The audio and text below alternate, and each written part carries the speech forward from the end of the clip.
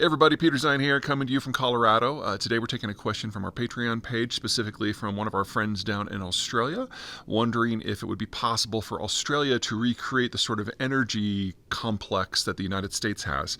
Courtesy of the shale revolution, the United States is now just a gross overproducer of both oil and natural gas. It's driven down energy costs in the country, especially electricity costs, which are now among the lowest in the world. And it's generated a robust processing and manufacturing system with downstream work and a significant export industry. Australia, having a smaller population but almost as much land, could they do it? Black Friday and Cyber Monday are upon us, and so we are offering discounts on new signups for whatever level of our Patreon system that you're interested in. You've got our base reader level where you get all the videos and the daily digest as they come in. Then you have the analyst level where you get to participate in an ongoing Q&A with me every quarter and try to stump me.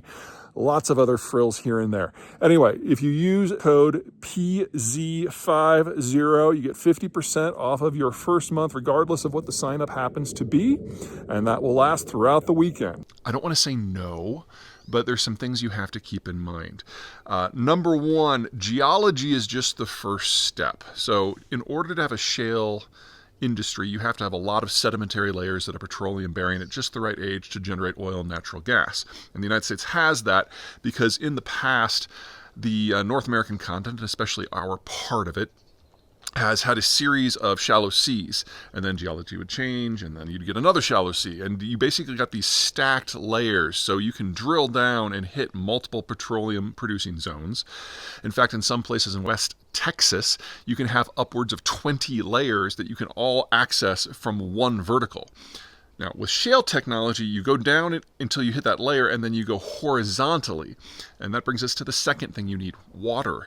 The way shale works is you make this suspension of water and sand, and that is pumped into the lateral through a series of holes that basically crack the rock open and release the petroleum, and then back pressure pushes all the liquid out, and eventually oil and natural gas comes to the surface. You don't have to pump this stuff.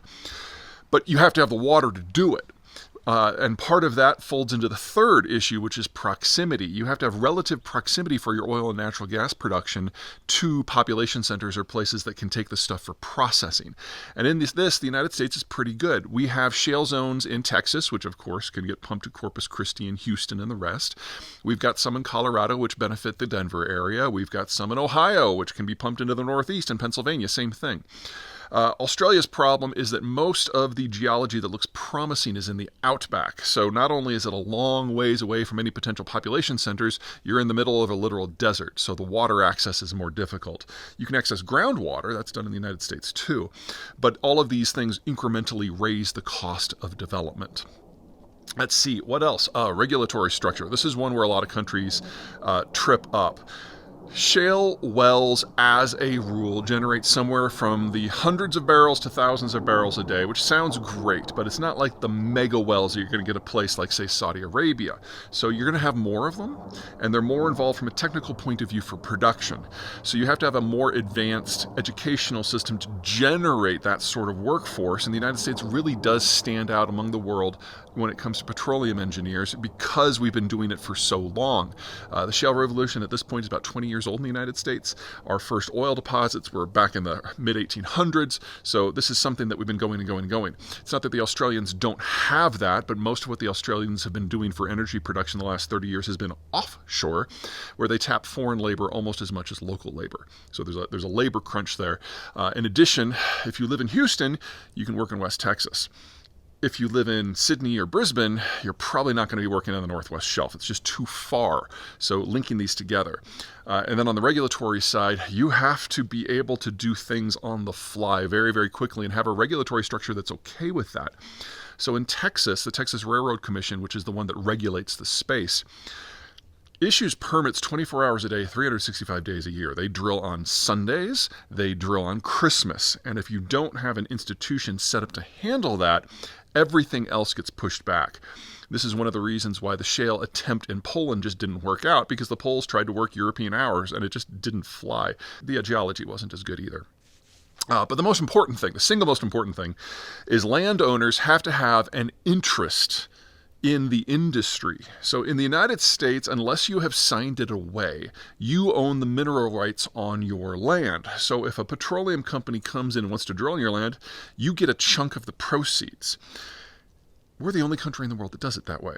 So when the United Kingdom tried to kick into shale about 10 years ago, they discovered huge amounts of local opposition because the companies would take all of the money, and that would be that.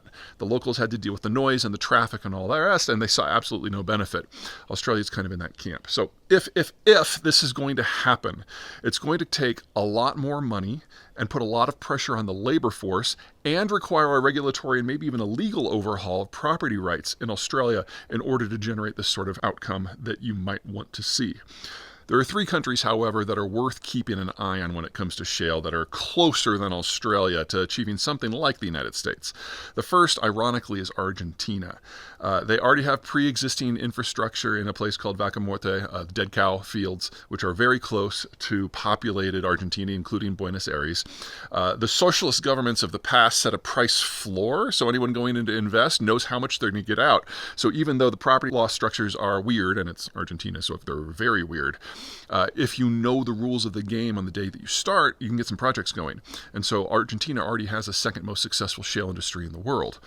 The other 2 to watch are Mexico and Canada. Both have shale fields that in many ways are extensions of the American geography, especially northern Mexico. The weird thing about Canada and Mexico, though, is their closest population centers for most considerations are on the American side of the border. So if we're going to ever see a successful shale industry in those 2 countries, it will be because they're accessing American infrastructure, population structure, processing infrastructure, and basically linking into a greater North American energy grid. Doesn't mean it can't happen, but if you're in Ottawa or Mexico City developing a local energy sector to serve another country, let's just call that a bit of a political complication.